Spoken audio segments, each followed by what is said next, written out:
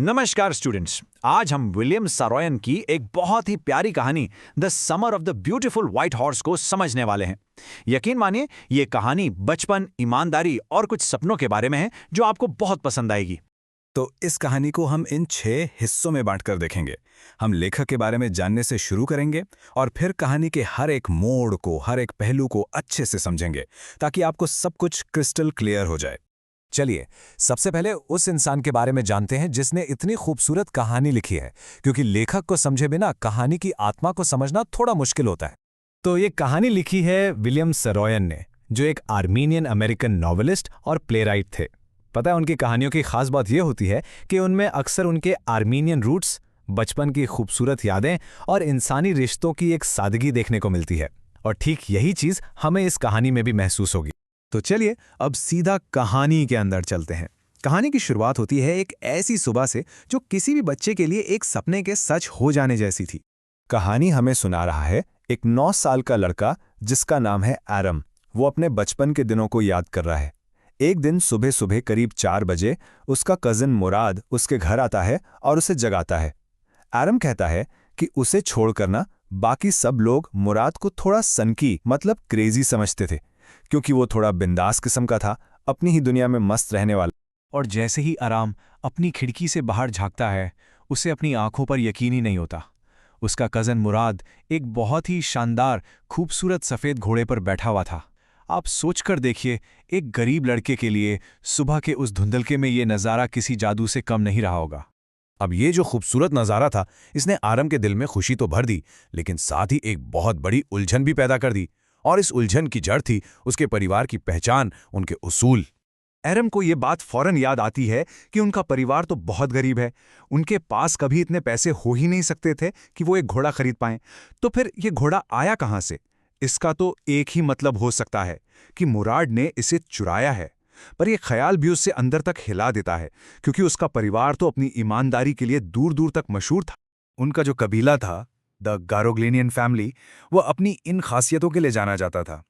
वो पिछले 11 सदियों से, सोचिए 11 सेंचुरी से अपनी ईमानदारी के लिए फेमस थे। वो कहते थे हम पहले प्राउड हैं, फिर ऑनेस्ट हैं। सही और गलत पर उनका विश्वास अटूट था। और उनकी गरीबी तो इतनी थी कि लोग मजाक उड़ाते थे, पर उन्होंने कभी भी बेईमानी का रास्ता नहीं चुना। तो आरम के दिमाग में ना एक जंग सी छिड़ गई थी। एक तरफ उसका दिमाग कह रहा था, भाई ये घोड़ा तो चोरी का है, हम खरीद तो सकते नहीं। पर दूसरी तरफ उसका दिल था जो ये मानने को ही तैयार नहीं था कि उसके परिवार का कोई चोर हो सकता है। तो वो खुद को तसल्ली देता है। वो सोचता है कि सिर्फ सवारी करने के लिए घोड़ा लेना चोरी थोड़ी है। चोरी तो तब होती जब हम इसे पैसों के लिए बेच देते। हम तो बस घोड़ों से प्यार करते हैं। और आखिर में इस उलझन पर घोड़ों के लिए उनका प्यार और एडवेंचर का जो जोश था वो भारी पड़ जाता है।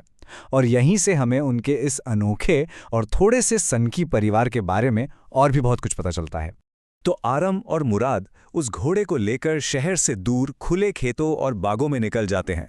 मुराद तो घोड़े को हवा से बातें कराता है, पर जब आरम की बारी आती है तो घोड़ा उसे नीचे गिरा देता है और भाग जाता है।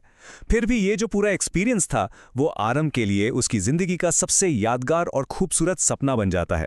कहानी में हमें एक बहुत ही मजेदार बात पता चलती है कि उनके परिवार में ना एक क्रेजी स्ट्रीक है। मतलब एक तरह का सनकीपन है जो पीढ़ी दर पीढ़ी किसी ना किसी में आ ही जाता है। और सब मानते थे कि मुराद को ये सनक अपने अंकल खुसरो से विरासत में मिली थी, जो इस स्ट्रीक के कह सकते हैं लिविंग लेजेंड थे। ये उनके अंकल खुसरोव का तकिया कलाम था, उनकी फेवरेट लाइन। अंकल खुसरोव एक भारी भरकम शरीर, बड़ी बड़ी मूंछों वाले और बहुत ही गुस्सैल किस्म के आदमी थे। वो दुनिया की किसी भी बड़ी से बड़ी बात को बस इसी एक लाइन से खत्म कर देते थे। अंकल खुसरो का ये अजीब कैरेक्टर ना इस छोटे से किस्से से एकदम साफ हो जाता है। एक बार क्या हुआ, उनका बेटा एरैक 8 ब्लॉक दौड़कर नाई की दुकान पर पहुंचा, जहां खुसरो अपनी मूछें सेट करवा रहे थे। बेटे ने हाफते हुए चिल्लाकर बताया कि उनके घर में आग लग गई है। और इस पर खुसरो ने क्या किया, वो बस अपनी कुर्सी पर बैठे बैठे दहाड़े, कोई नुकसान नहीं हुआ, इस पर ध्यान मत दो। सोचिए जरा, लड़कों का ये जो सीक्रेट एडवेंचर था ये ज्यादा दिन तक चल नहीं पाता। बहुत जल्द उनकी अंतरात्मा और दुनिया की सच्चाई से उनका आमना सामना होता है। उसी दिन दोपहर में एक किसान जिसका नाम था जॉन बायरो एरम के घर आता है। वो एरम की माँ को बताता है कि उसका बहुत ही सुंदर सफ़ेद घोड़ा पिछले 1 महीने से चोरी हो गया है। ये सुनते ही एरम समझ जाता है कि ये घोड़ा किसका है। अब ये सिर्फ एक मजेदार सवारी नहीं रही थी, बल्कि एक सीरियस मामला बन चुका था। कुछ हफ्तों तक घोड़े को अपने पास रखने के बाद एक सुबह जब दोनों लड़के उसे वापस छिपाने के लिए ले जा रहे थे, तो अचानक रास्ते में उनका सामना सीधे सीधे जॉन बायरो से हो जाता है। जॉन बायरो ने घोड़े को देखा, वो वहीं रुक गया और उसे बहुत गौर से, बहुत उत्सुकता से देखने लगा। जॉन बायरो अपनी घोड़े को देखते ही पहचान लेता है। वो कहता है, मैं कसम खा सकता हूं कि ये वही घोड़ा है जो मेरा चोरी हुआ था। फिर वो बहुत ही अदब से पूछता है, क्या मैं इसके मुंह में देख सकता हूं? क्योंकि घोड़ों की सही उम्र का पता उनके दांतों से ही चलता है। और यहीं आता है कहानी का सबसे बड़ा, सबसे खूबसूरत टर्निंग पॉइंट। सब कुछ चेक करने के बाद जॉन बायरो लड़कों से कहता है, अगर मैं तुम्हारे माँ बाप को नहीं जानता ना, तो कसम खा के कहता कि ये मेरा ही घोड़ा है। पर तुम्हारे परिवार की ईमानदारी की जो शोहरत है, वो मुझे अच्छी तरह से पता है। वो अपनी आंखों देखी सच्चाई पर नहीं, बल्कि उस परिवार की इज्जत पर भरोसा करता है। और ऐसा कहकर वो लड़कों को सही काम करने का एक मौका दे देता है। जॉन बायरो के इन शब्दों का और उससे भी ज्यादा उसके भरोसे का दोनों लड़कों पर बहुत ही गहरा असर होता है। उनकी सोई हुई अंतरात्मा जैसे जाग जाती है। और फिर अगली ही सुबह बिना किसी को कुछ बताए दोनों लड़के चुपचाप उस घोड़े को जॉन बायरो के खेत में ले जाते हैं और उसे उसके बाड़े में बांध आते हैं। और कहानी में लिखा है कि वहां कुत्ते भी उन पर नहीं भौंकते, जैसे वो भी जानते हो कि ये लड़के सही काम कर रहे हैं। उसी दिन दोपहर में जॉन बायरो बहुत खुश होकर अपनी गाड़ी में आराम के घर आता है और उसकी माँ को बताता है कि उसका घोड़ा वापस मिल गया है। और वो ये भी कहता है, पता है, घोड़ा तो पहले से भी ज्यादा तंदुरुस्त हो गया है और उसका स्वभाव भी बेहतर हो गया है। मैं भगवान का शुक्रगुजार हूँ। इससे ये भी पता चलता है कि लड़कों ने उस घोड़े की कितनी अच्छी देखभाल की। तो आखिर में ये कहानी हमें एक बड़े सवाल के साथ छोड़ जाती है। लड़कों ने घोड़ा आखिर लौटाया क्यों? क्या वो अपनी अंतरात्मा की आवाज से परेशान थे, या फिर वो पकड़े जाने से डर गए थे? शायद दोनों ही बातें थीं।